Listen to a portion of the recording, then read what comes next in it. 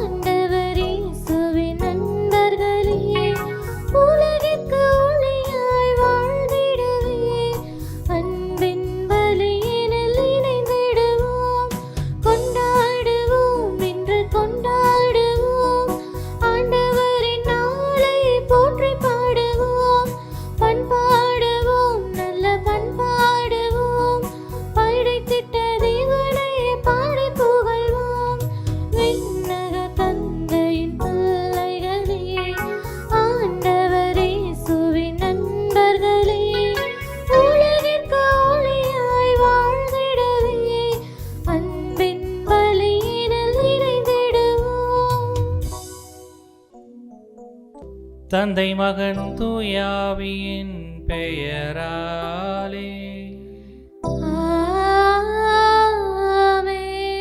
நம் ஆண்டவராகிய இயேசு கிறிஸ்துவின் அருளும் கடவுளின் அன்பும் தூயாவியின் தோழமையும் உங்கள் அனைவரோடும் இருப்பதாக.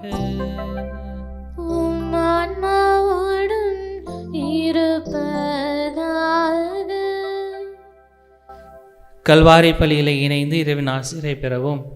இறைவன் நம்முடைய குடும்பங்களுக்கு செய்த எல்லா விதமான நன்மைகளை நினைத்து பார்த்து இறைவனுக்கு நன்றி செலுத்தக்கூடியவர்களாக இந்த பலியிலே முழு மனதோடு நாம் பங்கெடுத்து ஜெபிப்போம். இறைவன் நம் ஒவ்வொருவரையும் தொடர்ந்து பாதுகாக்கக்கூடியவராக இருக்கிறார். தூய ஆவியின் வல்லமையால் நாம் ஒவ்வொருவரையும் நிரப்பக்கூடியவராக இருக்கிறார். நாம் ஒவ்வொருவருக்கும் உள்ளத்தில் அமைதியையும் மகிழ்ச்சியையும் சமாதானத்தையும் தரக்கூடியவராக இருக்கிறார். அந்த இறைவனை நாம் போற்றக்கூடியவர்களாக இந்த திருப்பலின் வழியாக நாம் அவரை முகமுகமாக அவரோடு நாம் இணையக்கூடியவர்களாக திருவுளம் கொள்ள இத்திருப்பலியிலே நாம் பக்தியோடு பங்கெடுத்து ஜெபிப்போம். இறைவனுக்கு எதிராக செய்த எல்லா விதமான குற்றங்கள் குறைகள் அனைத்தையும் நினைத்து பார்த்து இறைவனிடத்திலே மன்னிப்பை வேண்டுவோம்.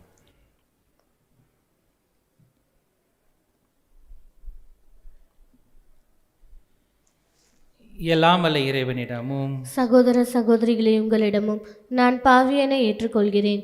ஏனெனில் என் சிந்தனையாலும் சொல்லாலும் செயலாலும் கடமையில் தவறியதாலும் பாவங்கள் பல செய்தேன். என் பாவமே என் பாவமே என் பெரும் பாவமே. ஆகையால் எப்பொழுதும் கன்னியான புனித மரியாவையும் வானதூதர் புனிதர் அனைவரையும் சகோதர சகோதரிகளே உங்களையும் நம் இறைவனாகிய ஆண்டவரிடம் எனக்காக வேண்டிக் கொள்ள மன்றாடுகிறேன். இயலாமலை இறைவன் நம்மை இரக்கம் வைத்து நம் பாவங்கள் அனைத்தையும் மன்னித்து நம்மை நிறைவான மகிழ்ச்சியான வாழ்வுக்கு அழைத்து செல்வாராக. ஆமென்.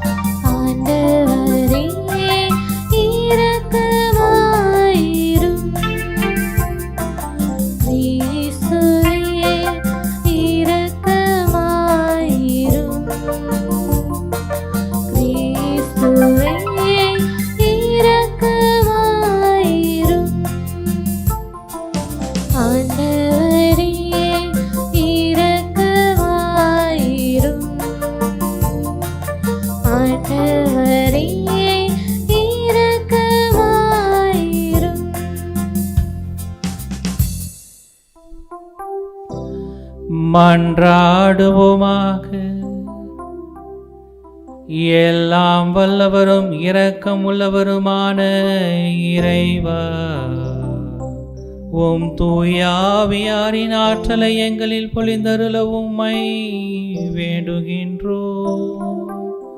ஆதலால் உமது திருவுளத்தை உண்மையான மனதுடன் பற்றி கொண்டு அதை எங்கள் நல்நடத்தையில் வெளிப்படுத்த வாழ்ந்திட ஆற்றல் பெறுவோமாக. உம்மோடு தூயாவியானவரின் ஒன்றிப்பில் இறைவனாய் என்றென்றும் வாழ்ந்து ஆட்சி செய்கின்றவர் வழியாக உம்மை மன்றாடுகின்றோம்.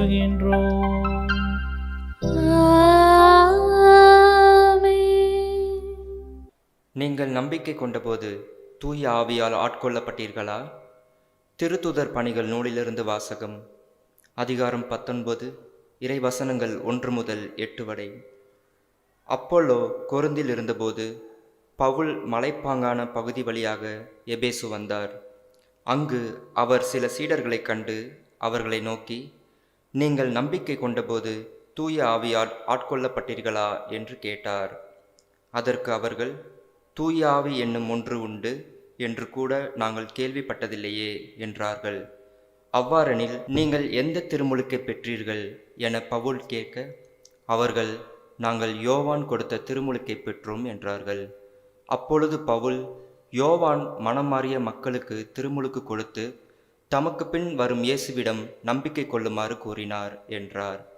இதை கேட்ட மக்கள் ஆண்டவராகிய இயேசுவின் பெயரில் திருமுழுக்கு பெற்றனர். பவுல் அவர்கள் மீது கைகளை வைத்ததும் தூய ஆவி அவர்கள் மேல் இறங்கியது. அப்பொழுது அவர்கள் பரவச பேச்சு பேசினர், இறைவாக்கும் உரைத்தனர். அங்கு ஏறக்குறைய 12 பேர் இருந்தனர். பின்பு பவுல் தொழுகைக்கூடம் சென்றார். அங்கு அவர் 3 மாதங்கள் இறையாட்சி பற்றி துணிவுடன் மக்களோடு பேசி அவர்களோடு விவாதித்து அவர்களை நம்பச் செய்தார். ஆண்டவரின் அருள்வாக்கு. இறைவனுக்கு நன்றி. திருப்பாடல் 68. நாம் அனைவரும் பாட வேண்டிய பதிலுரை பாடலின் பல்லவி. உலகிலுள்ள அரசர்களே கடவுளை புகழ்ந்தேத்துங்கள். உலகிலுள்ள அரசர்களே கடவுளை புகழ்ந்தேத்துங்கள்.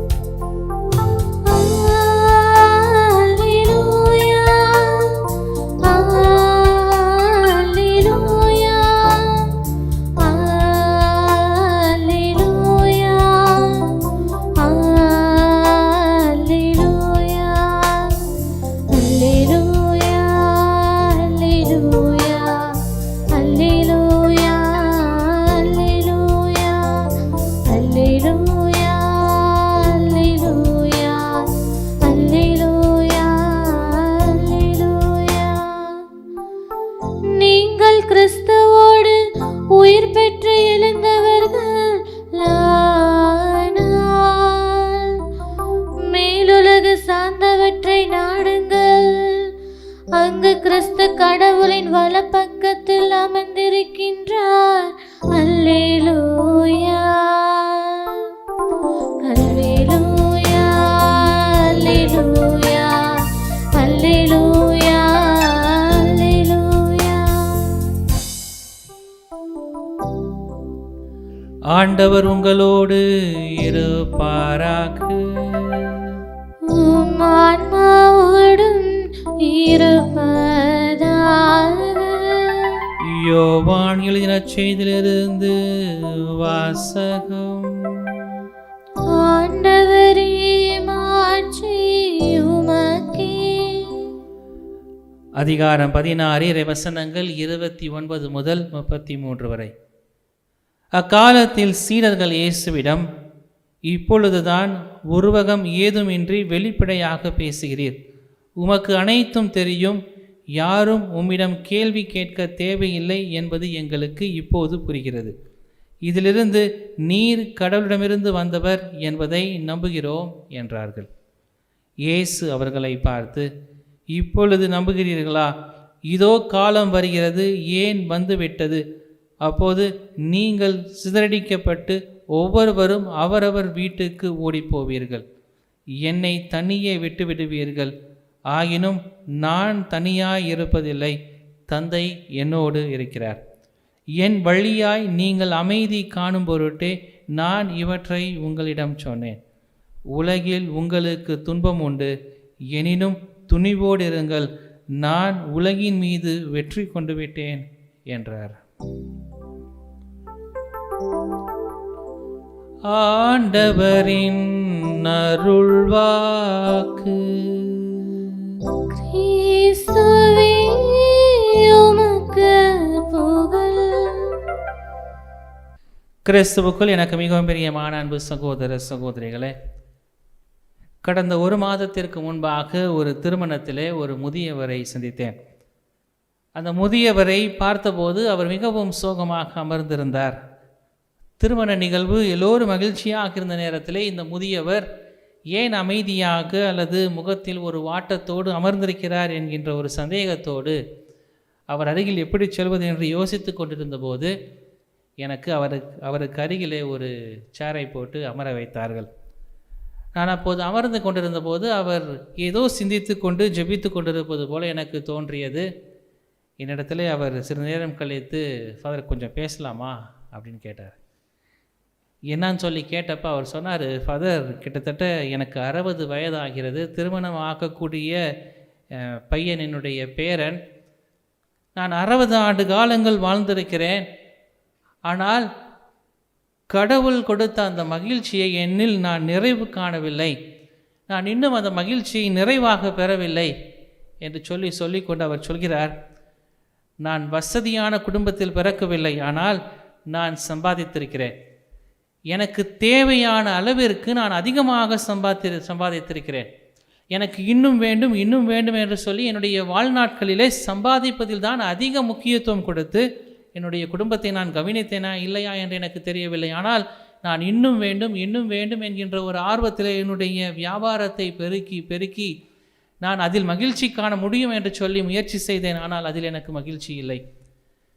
நான் பொருட்களை சேர்த்து வைத்தால் எனக்கு மகிழ்ச்சி கிடைக்குமோ என்று சொல்லி நான் பொருட்களை சேர்த்து வைப்பதிலே அதிக நாட்டம் கொண்டு அதிக பொருட்களை சேர்த்து வைப்பதற்கு நான் முயற்சி செய்தேன். ஆனால் அதிலும் எனக்கு மகிழ்ச்சி கிடைக்கவில்லை. இன்று 60 ஆண்டு காலங்களை வாழ்ந்து முடித்திருக்கிறேன். ஆனால் நான் அந்த மகிழ்ச்சியை கண்டுகொள்ளவில்லை. 2 தினங்களுக்கு முன்பாக என் மனதிற்குள் தோன்றிய வசனம் இதுதான், நான் உங்களுக்கு அமைதியை விட்டு செல்கிறேன், அந்த அமைதி உங்களுள் நிலைத்திருக்கும் என்று சொல்லி இயேசு சொன்ன அந்த வாசகத்தை ஆலயத்தில் வாசிக்க கேட்டேன். அதை கேட்டபோது எனக்குள் ஒரு ஆனந்தம் எழுந்தது. கடவுள் கொடுத்த அமைதி என்னுள் நிலைத்திருக்க வேண்டும் என்றால் அந்த அமைதியை நான் எப்படி பெற வேண்டும் என்கின்ற கேள்வி எனக்குள் எழுந்து கொண்டிருக்கிறது. என்ன செய்வது என்று தெரியவில்லை ஃபாதர். அந்த கடவுள் கொடுக்கிற அமைதி எது என்று சொல்லி நான் தேடிக்கொண்டிருக்கிறேன். கடந்த 2 நாட்களாக ஒரே குழப்பத்தில் இருக்கிறேன். என்னுடைய பேரனுடைய திருமண விழாவில் கூட என்னால் மகிழ்ச்சியாக இருக்க முடியவில்லை. எல்லா வசதிகளும் இருக்கிறது, என்னுடைய எல்லா சொத்துக்களும் இருக்கிறது. ஆனால் எனக்கு மகிழ்ச்சி என்பது எதில் என்பது எனக்கு மிகப்பெரிய ஒரு கேள்விக்குறியாக இருக்கிறது என்று சொல்லி அவர் பேசி கொண்டிருந்த போது அவரே சொன்னார், மீண்டும் தொடர்ந்து, நான் கடவுளிடத்திலே மகிழ்ச்சியை தேட மறந்துவிட்டேன். கடவுளோடு இணைந்திருப்பதற்கு நான் மறந்துவிட்டேன். எனக்கு அதிக சொத்துக்கள் வேண்டும், அல்லது பொருட்கள் வேண்டும், அல்லது உறவுகளை சம்பாதிக்க வேண்டும் என்கின்ற ஒரு ஆர்வத்தோடு நான் சுற்றி திரிந்தேனே ஒழிய கடவுளை நான் பற்றி கொள்வதற்கு மறந்துவிட்டேனோ என்று சொல்லி நான் இன்று சிந்தித்து கொண்டிருக்கிறேன். அந்த கடவுளை ஒருவேளை பற்றி கொண்டிருந்தால் எனக்கு எல்லாம் கிடைத்திருக்கும், அதோடு சேர்ந்து மகிழ்ச்சியும் கிடைத்திருக்குமோ என்கின்ற ஒரு எண்ணம் எனக்குள் எழுகிறது என்று சொல்லி அவர் சொல்லி கொண்டிருந்தார். இந்த நிகழ்வை இன்றைய வாசகங்களோடு நான் வாசித்து கொண்டிருந்த போது எனக்கு தோன்றியது இதுதான். ஆண்டவர் இயேசு நம்மை பார்த்து, என் வழியாய் நீங்கள் அமைதியை காணும் பொருட்டே நான் இவற்றை எல்லாம் சொன்னேன் என்று சொல்லி இயேசு தன்னுடைய சீடர்களுக்கு இறுதி உணவின் போது அந்த சீடர்களோடு அமர்ந்திருக்கிற போது அவர் சொல்லக்கூடியவராக இருக்கிறார். இந்த உலகில் நீங்கள் வாழுகிற போது துன்பம் உங்களுக்கு உண்டு. இயேசு தான் சொல்லக்கூடியவராக இருக்கிறார். உலகில் நீங்கள் வாழுகிற போது உங்களுக்கு துன்பம் உண்டு, எனினும் துணிவோடு இருங்கள், நான் உலகின் மீது வெற்றி கொண்டு விட்டேன். நான் உலகின் மீது வெற்றி கொண்டு உங்களுக்கு மகிழ்ச்சியை தருவதற்காக நான் என்றுமே நிலைத்திருக்கக்கூடியவராக இருக்கிறேன் என்று சொல்லி அவர் சொல்லக்கூடியவராக இருக்கிறார். அதுதான் நற்செய்தி பகுதியிலே, என் வழியாய் நீங்கள் அமைதியை காணும் பொருட்டே நான் இவற்றை உங்களிடம் சொல்கிறேன் என்று சொல்லி அவர் சொல்லக்கூடியவராக இருக்கிறார். இந்த வாசகத்தை தான் நமக்கு பல்வேறு விதமான சிந்தனைகளை நமக்கு தரக்கூடியதாக இருக்கிறது. இந்த முதியவர் சொன்னது போல இன்றைய உலகிலே நாம் இந்த உலகத்திற்கு அடிமையாக இருக்கக்கூடியவர்களாக இருக்கிறோம். பல நேரங்களிலே நாம் அடிமைகளாக இருக்கிறோம். இந்த உலகத்தில் இருக்கக்கூடிய பொருட்களாக இருக்கட்டும், அல்லது செல்வங்களாக இருக்கட்டும், அல்லது உறவினர்களாக இருக்கட்டும், நம்மை சூழ்ந்திருப்பவர்களாக இருக்கட்டும், நாம் இன்னும் சம்பாதிக்க வேண்டும் என்கின்ற ஒரு ஆர்வத்திற்கு நாம் அடிமையாக இருக்கக்கூடியவர்களாக இருக்கிறோம்.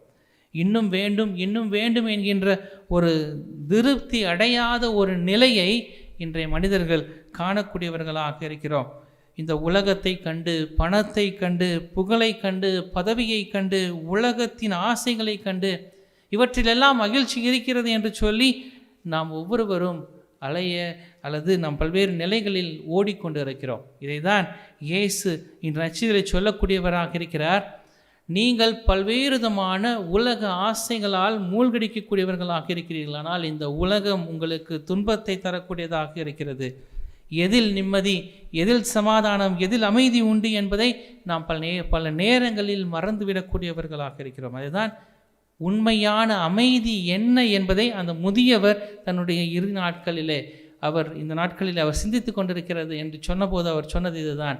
ஆண்டவரோடு இணைந்த நிலையில் நான் இருந்திருந்தால் இவற்றையும் பெற்றிருப்பேன், மகிழ்ச்சியோடு வாழ்ந்திருப்பேன் என்பதை நான் மறந்துவிட்டேன் என்று சொல்லி அவர் சொல்லக்கூடியவராக இருக்கிறார். இயேசு அதை தான் சொல்லக்கூடியவராக இருக்கிறார். என் வழியாக நீங்கள் அமைதியை காணும் பொருட்டே என்று சொல்கிறார். கடவுள் வழியாக தான் நாம் இறைவனுடைய மகிழ்ச்சியை காண முடியும் என்பதை நமக்கு சுட்டி காட்டக்கூடியவராக இருக்கிறார். அதுதான் யோவான் நற்செய்தி அதிகாரம் 14 வசனங்கள் 27 நாம் வாசிக்கிறோம். அமைதியை உங்களுக்கு நான் விட்டு செல்கிறேன், அது உலகம் தர முடியாத ஒரு அமைதியை நான் உங்களுக்கு விட்டு செல்கிறேன். நான் உங்களுக்கு தரும் அமைதி இந்த உலகம் தரக்கூடிய அமைதியை போன்றதல்ல. இதுதான் நாம் ஒவ்வொரு திருப்பலியிலும் ஜெபிக்கக்கூடியவர்களாக இருக்கிறோம். இயேசு கிறிஸ்து ஜெபத்தை சொல்லி ஜெபித்த பிறகு திருப்பலியிலே திருச்சபையோடு இணைந்து நாம் இந்த உலகத்திற்கு அமைதிக்காக, நம்முடைய மன அமைதிக்காக அல்லது உல அமைதிக்காக நாம் ஜெபிக்கக்கூடியவர்களாக இருக்கிறோம். ஒவ்வொரு நாளும் இந்த திருப்பலியோடு இணைந்து நாம் பரலோகத்தில் இருக்கிற ஜெபம் சொன்ன பிறகு, விண்ணில் இருக்கிற எங்கள் தந்தையே என்கிற ஜெபத்தை சொன்ன பிறகு, உலகம் தர முடியாத அமைதியை நான் உங்களுக்கு விட்டு செல்கிறேன் என்று சொல்லி சீடர்களுக்கு இயேசு சொன்னதை சொல்லி நாம் ஒவ்வொருவரும் இந்த திருச்சபையின் திருவுளப்படி அமைதியை பெற்ற மக்களாக வாழ வேண்டும் என்று சொல்லி திருச்சபையோடு இணைந்து ஒவ்வொரு நாளும் நாம் ஜெபிக்கக்கூடியவர்களாக இருக்கிறோம். எல்லா நிலைகளிலும் நாம் கடவுளோடு இணைந்திருந்தால் மட்டும்தான் நாம் கடவுளுடைய அமைதியை நம்முடைய வாழ்விலே பெற முடியும். அதை தான் இன்றைய வாசகம் நமக்கு சுட்டி காட்டக்கூடியதாக இருக்கிறது. அதுதான் முதல் வாசகத்திலே தூய பவுல் பல்வேறு விதமான திருத்தூது பயணங்களை மேற்கொள்ளக்கூடியவராக இருக்கிறார். இயேசுவோடு அவர் பயணிக்கிற போது பல்வேறு விதமான துன்பங்கள் அவரை ஆட்கொள்ளக்கூடியதாக இருக்கிறது. இதுதான் 1 கொரிந்தியர் 13வது அதிகாரத்தில் நாம் வாசிக்கிறோம். பவுல் பல்வேறு விதமான துன்பங்களுக்கு ஆளாகக்கூடியவராக இருக்கிறார். தன்னுடைய திருத்தூது பயணத்திலே அவர் சொல்கிறார், இத்தனை முறை நான் சாட்டை அடி வாங்கினேன், இத்தனை முறை சிறையில் என்னை அடித்தார்கள், என்னை கொலை செய்ய முயற்சி செய்தார்கள் என்றெல்லாம் அவர் பட்டியலிடக்கூடியவராக இருக்கிறார். ஆனால் இத்தனை துன்பங்களுக்கு மத்தியிலும் அவர் நான் கடவுளோடு பயணிக்கிறேன் என்கின்ற ஒரு நம்பிக்கையோடு அவர் பயணிக்கக்கூடியவராக இருக்கிறார். அவருக்கு எப்படிப்பட்ட துன்பங்கள் வந்தாலும் நான் கடவுளோடு பயணிக்கிற போது எனக்கு கடவுள் அமைதியை தரக்கூடியவராக இருக்கிறார் என்கின்ற ஒரு சிந்தனையோடு அவர் பயணிக்கக்கூடியவராக இருக்கிறார். எபேசியருக்கு திருமுகம் அதிகாரம் 2 இறைவசனங்கள் 13-14 நாம் வாசிக்கிற போது, ஒரு காலத்தில் தொலைவில் இருந்த நாம் இப்போது இயேசு கிறிஸ்துவோடு இணைந்து அவரது இரத்தத்தின் மூலம் அருகில் கொண்டு வரப்பட்டிருக்கிறோம், ஏனெனில் அவரே நமக்கு அமைதி அளிப்பவர் என்கின்ற ஒரு சிந்தனையை தூய பவுல் எபேசியருக்கு திருமுகத்தில் அழகாக சொல்லக்கூடியவராக இருக்கிறார். ஒரு காலத்தில் தொலைவில் இருக்கக்கூடிய நம்மை இறைவன் இணைத்து கொள்ளக்கூடியவராக இருக்கிறார். இணைத்து கொண்டு நமக்கு முழு மன அமைதியை தரக்கூடியவராக இருக்கிறார். பல நேரங்களிலே நாம் இன்று அமைதியை இழந்திருக்கிறோம் என்றால், பல நேரங்களிலே நாம் அமைதியோடு இல்லை என்றால் அதற்கு காரணம் நாம் கடவுளின் உண்மையின் பிரசன்னத்தில் வாழ்வதற்கு நாம் தவறிவிட்டோம். பல இறையலாளர்கள் அல்லது உளவியலாளர்கள் தங்களுடைய சிந்தனையில் சொல்லக்கூடிய செயல்பாடு இதுதான். பல நேரங்களிலே நாம் பல்வேறு செயல்பாடுகளை செய்கிறோம், ஆனால் அந்த செயல்பாடுகள் நமக்கு நிம்மதியோ அல்லது அமைதியோ பல நேரங்களில் தருவதில்லை. காரணம், நாம் உண்மையுள்ள கிறிஸ்துவை நாம் பின்பற்றி செயல்படக்கூடியவர்களாக இல்லை என்பதை தான் பல நேரங்களில் சுட்டி காட்டக்கூடியவர்களாக இருக்கிறார்கள்.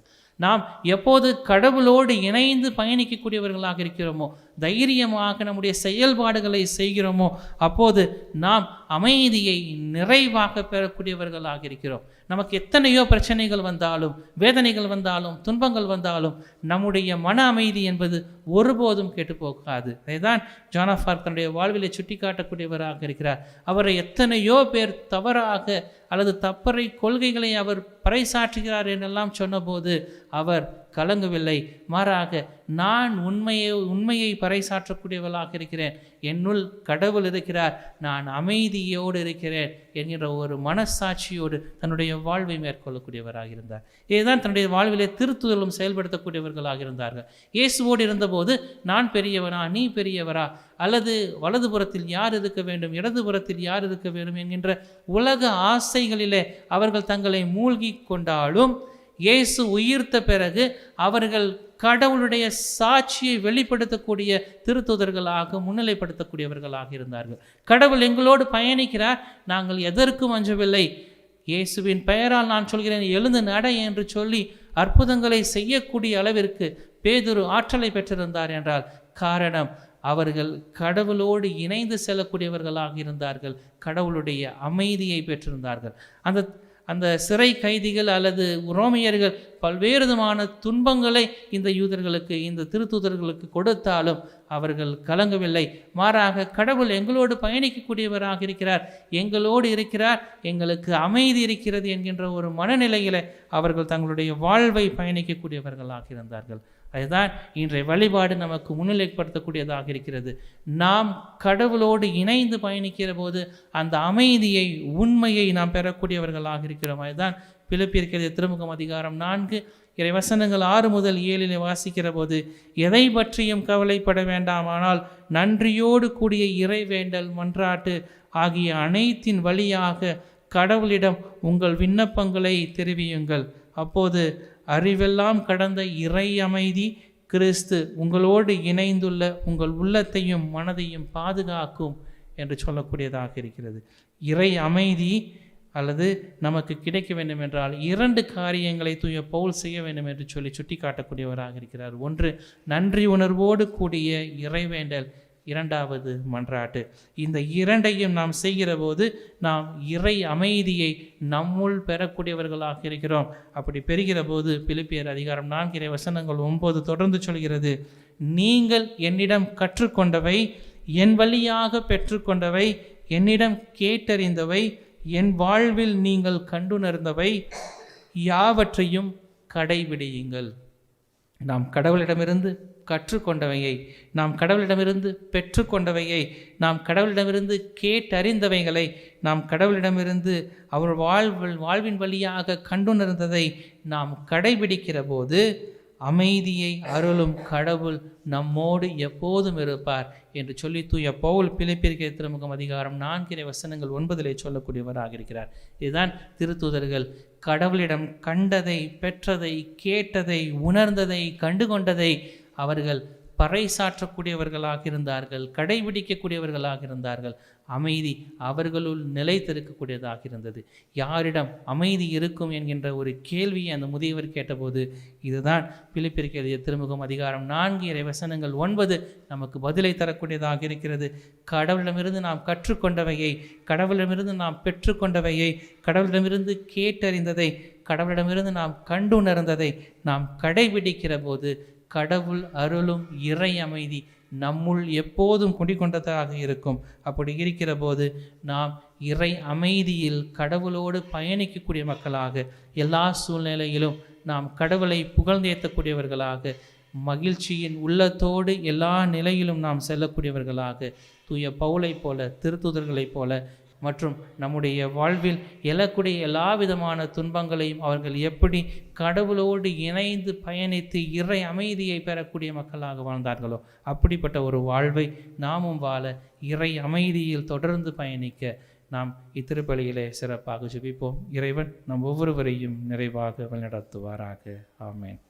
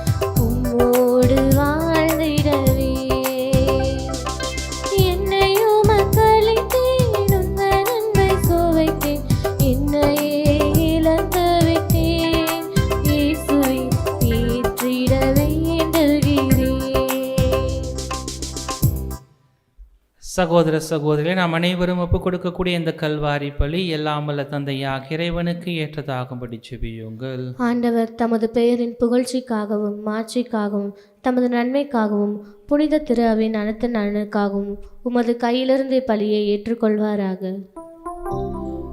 ஆண்டவரே, இம்மாசற்ற பலி எங்களை தூய்மைப்படுத்த உம்மை வேண்டுகின்றோ. இது எங்கள் உள்ளங்களில் விண்ணக அருளின் ஆற்றலை பொழிந்து நாங்கள் உம்மோடு இணைந்து வாழ துணை செய்வதாக. எங்கள் ஆண்டவராகிய இயேசு கிறிஸ்து வழியாக உம்மை மன்றாடுகின்றோம்.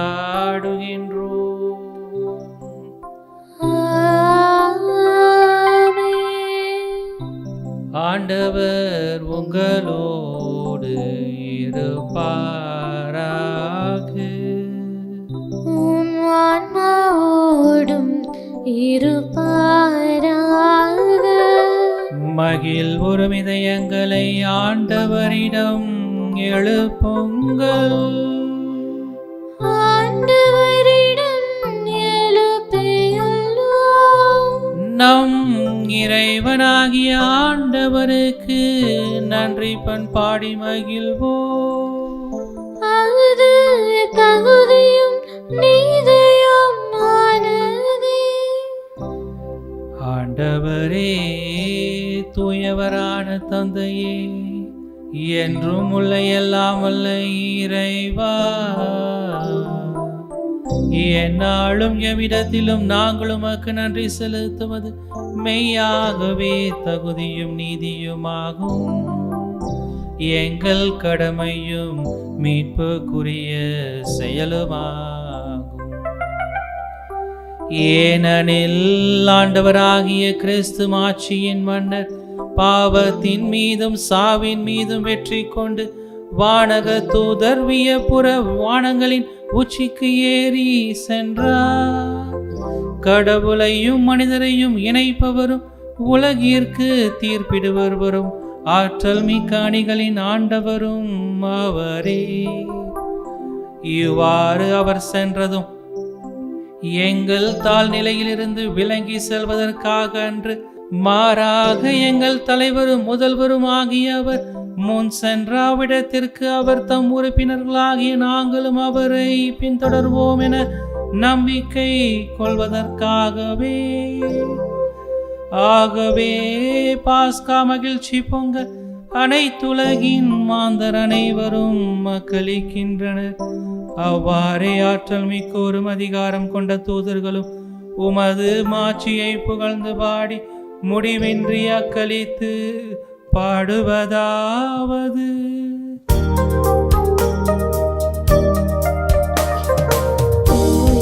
தூயவர் தூயவர் வான்படைகளின் கடவுளமாண்டவர்,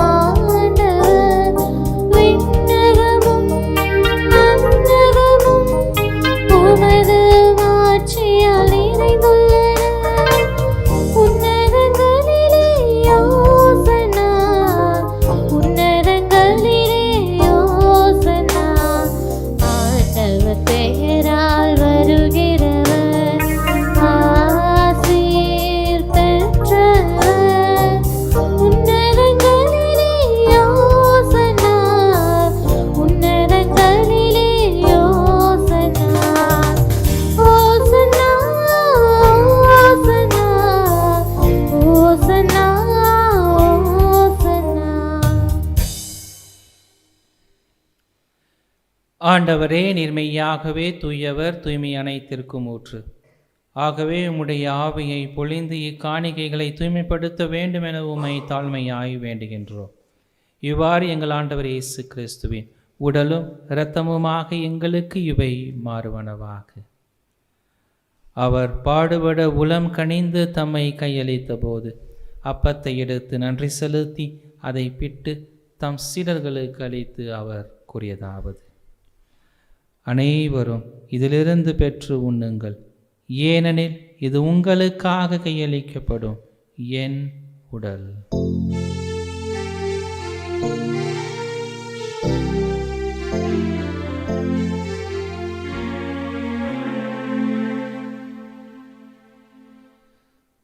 அவ்வண்ணமே இரவு விருந்தை அருந்திய பின் கிண்ணத்தையும் எடுத்து மீண்டும் உமக்கு நன்றி கூறி தம் சீடர்களுக்கு அளித்து அவர் கூறியதாவது: அனைவரும் இதிலிருந்து பெற்று பருகுங்கள், ஏனெனில் இது புதிய நிலையான உடன்படிக்கைக்குரிய என் இரத்தத்தின் கிண்ணம். இது பாவ மன்னிப்புக்கென்று உங்களுக்காகவும் பலருக்காகவும் சிந்தப்படும். இதை என் நினைவாக செய்யுங்கள்.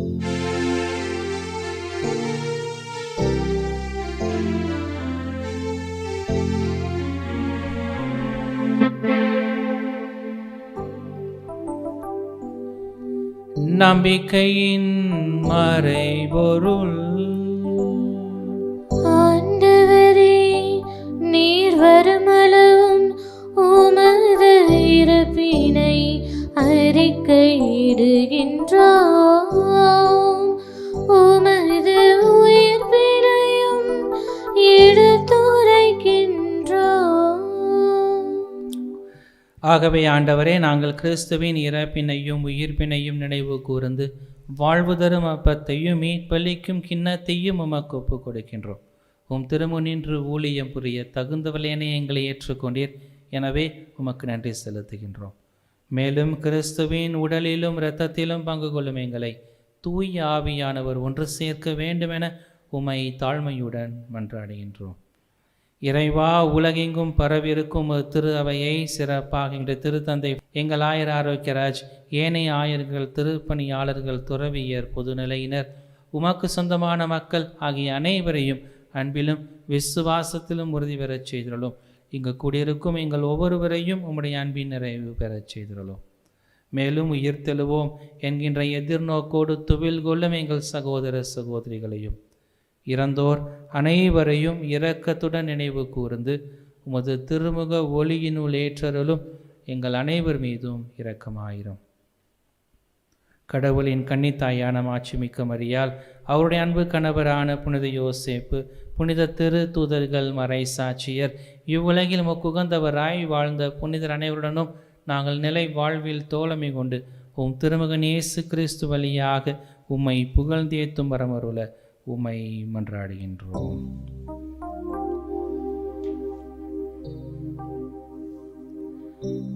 இவர் வழியாக இவரோடு இவரில் எல்லாம் வல்ல இறைவனாகிய தந்தையே, தூய ஆவியாரின் ஒன்றிப்பில் எல்லா புகழும் மாட்சியும் என்றென்றும் உமக்கு உரியதே. ஆமென், ஆமென், ஆமென்.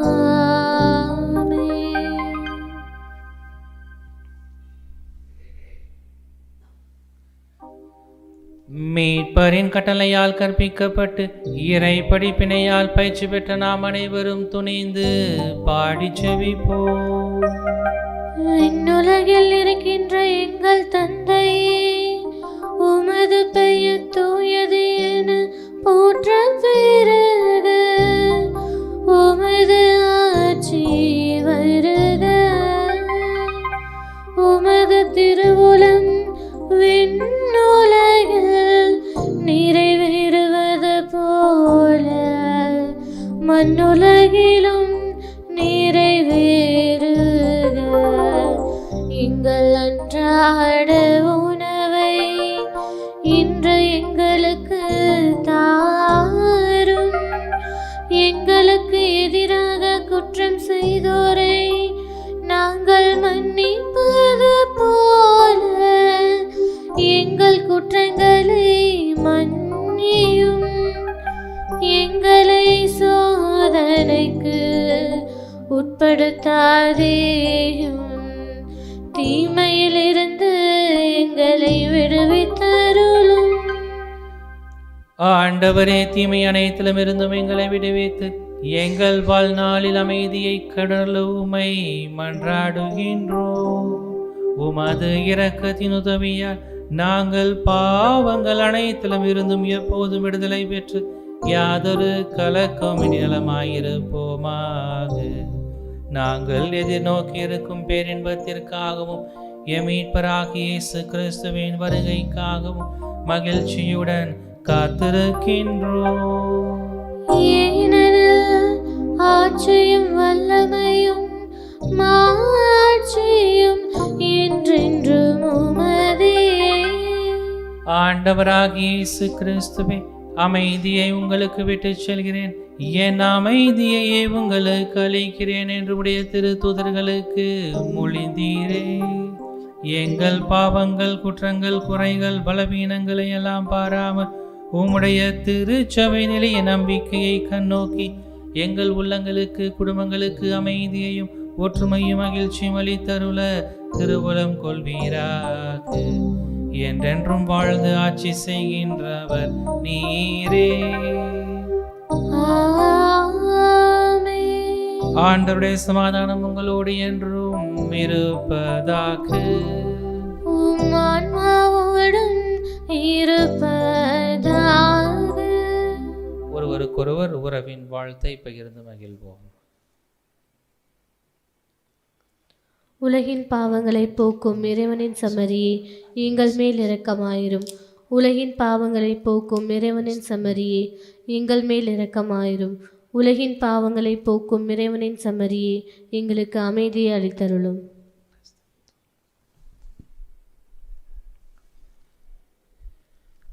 இதோ இறைவனின் சமரி, இவரே உலகின் பாவங்களை போக்குகிறவர். இந்த சமரியின் விருந்துக்கு அழைக்க பெற்ற நாம் அனைவரும் பேறு பெற்றோர். ஆண்டவரே, நீர் என் இல்லத்தில் எழுந்தருள நான் தகுதியற்றவள். ஆனால் ஒரு வார்த்தை மட்டும் சொல்லியருளும், எனது ஆன்மா நலமடையும். ஆசை திருவிருந்துக்கான மன்றாட்டு. ஆண்டவரே, நீர் என் இல்லத்தில் எழுந்தருள நான் தகுதியற்றவன். ஆனால் ஒரு வார்த்தை மட்டும் சொல்லியருளும் என்று நூற்றுவர் தலைவன் ஜெபித்தது போல நாங்களும் இப்போது உம் திருப்பாதம் பணிந்து வேண்டுகிறோம். இனிய இயேசுவே, நாங்கள் தகுதியற்றவர்களாய் இருந்தாலும் எங்கள் தகுதியின்மையை பாராமல் நீர் எங்கள் உள்ளங்களில் எழுந்து வாரும். உம் அன்பிலும் அருளிலும் நாங்கள் நிலைத்திருக்க எம்முள் எழுந்து வாரும். உம் பிள்ளைகளாக உயிருள்ள உண்மை சாட்சிகளாக உமது நற்செய்தின்படி வாழ்பவர்களாக எங்களை உருமாற்ற வாரும். தந்தையின் திருவுளப்படி வாழ்ந்திட எங்களுக்கு துணை புரிந்திட வாரும். நன்மை செய்வதில் ஆர்வமுள்ளவர்களாய் தீமைகள் அனைத்திலிருந்தும் விடுதலை பெற்றவர்களாய் வாழவும் எங்களை வழிநடத்த வாரும். எல்லா நலன்களும் வளங்களும் எங்களை நிரப்ப வாரும். ஆமேன். நன்றியோடு மன்றாடுவோமாக. ஆண்டவரே, விண்ணக மறை நிகழ்வுகளால் நீர் நிறைவு செய்தவும் மக்களுடன் கனிவாய் தங்கியிருக்க உம்மை வேண்டுகின்றோம். பழைய நிலையிலிருந்து வாழ்வின் புதிய நிலைக்கு நாங்கள் கடந்து செல்ல துணை செய்வீராக. எங்கள் ஆண்டவராகிய இயேசு கிறிஸ்து வழியாக உம்மை மன்றாடுகின்றோம். ஆண்டவர் உங்களோடு இருப்பாராக. உம் ஆன்மாவோடும் இருப்பாராக. எல்லாம் வல்ல இறைவன் தந்தை, மகன், தூயாவி நம் அனைவரையும் நிறைவாக ஆசீர்வதித்து வழிநடத்துவாராக.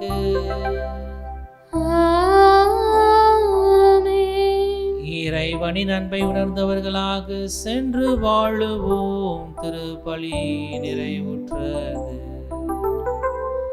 இறைவனுக்கு நன்றி.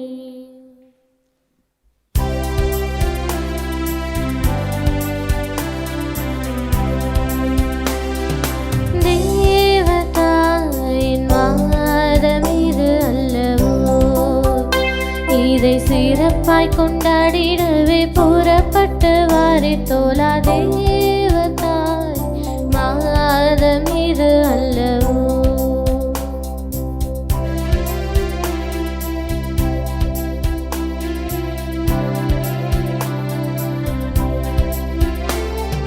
பூவிலுள்ள மானிடர்க்கு தேவசூதன் தந்த அன்னை, புண்ணிய வரங்கள் எல்லாம் கொண்ட அன்னையே.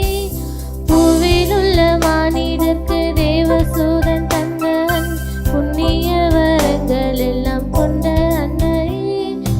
அவளுடன் நாம் எல்லோரும் தேவமரி பாதம் கூடி, அவளுடன் நாம் எல்லோரும் தேவமரி பாதம் கூடி ஆனந்த மிகுந்த பால் கீதங்களை பாடுவோம். தேவதாய் மாதம் இது அல்லவோ, இதை சிறப்பாய் கொண்டாடிடவே புறப்பட்டு வாரிப்போம்.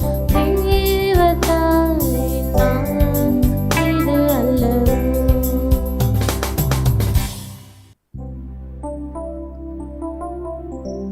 நிலையான புகழுக்குரிய தூய இறை நற்கருணைக்கு எல்லா காலமும் தொழுகையும் புகழும் போற்றியும் ஆட்சியும் உண்டாக கடவது.